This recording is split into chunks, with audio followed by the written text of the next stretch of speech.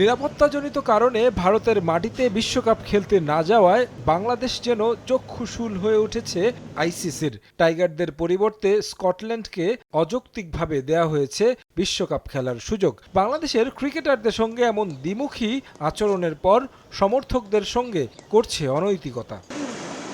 বরাবরই বিশ্বকাপ সহ বিভিন্ন আইসিসি ইভেন্ট কাভার করে থাকেন বাংলাদেশি সাংবাদিকরা, সেটা বাংলাদেশ থাকুক বা না থাকুক। তবে এবার ভারতের মাটিতে বিশ্বকাপ খেলতে না যাওয়ায় গণমাধ্যম কর্মীদের বিশ্বকাপ কাভার করার অ্যাক্রেডিটেশন দেয়া হয়নি। অথচ ফিফা বিশ্বকাপে বাংলাদেশ কখনো খেলতে না পারলেও সেখানে নিয়মিত কাভার করার সুযোগ পেয়েছেন বাংলাদেশের সাংবাদিকরা। এর আগে বাংলাদেশ না খেললেও আইসিসি ইভেন্ট কাভারের সুযোগ পেয়েছে গণমাধ্যম কর্মীরা। তাহলে এবার কেন অধিকাংশেরই অ্যাক্রেডিটেশন দিচ্ছে না আইসিসি?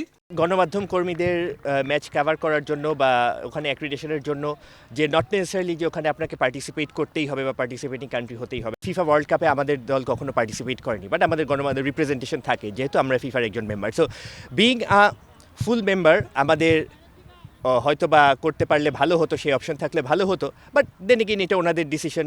আইসিসির 12টা মেম্বার মধ্যে আমরা থার্ড লার্জেস্ট ভিউয়ার্স।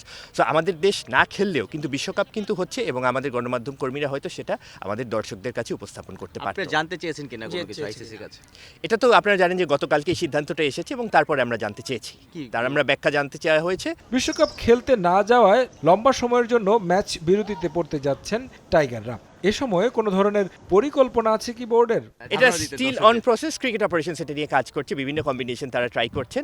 খুব অল্প সময়ের মধ্যেই আপনারা এই ব্যাপারে জানতে পারবেন। এদিকে গুঞ্জন শোনা যাচ্ছে ক্রিকেটারদের নিয়ে বিতর্কিত মন্তব্য করা পরিচালক এম নাজমুল ইসলামকে আবারও ফিরিয়ে দেয়া হচ্ছে অডিট কমিটির দায়িত্ব। এ বিষয়ে বোর্ড থেকে কি সিদ্ধান্ত এসেছে তা জানালেন আমজাদ।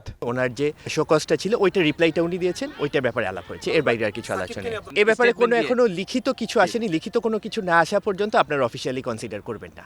সাকিব আল হাসানের সঙ্গে বোর্ড নিয়মিত যোগাযোগ করছে বলেও জানান তিনি। তারেক হাসান শিমুল, সময় সংবাদ, ঢাকা।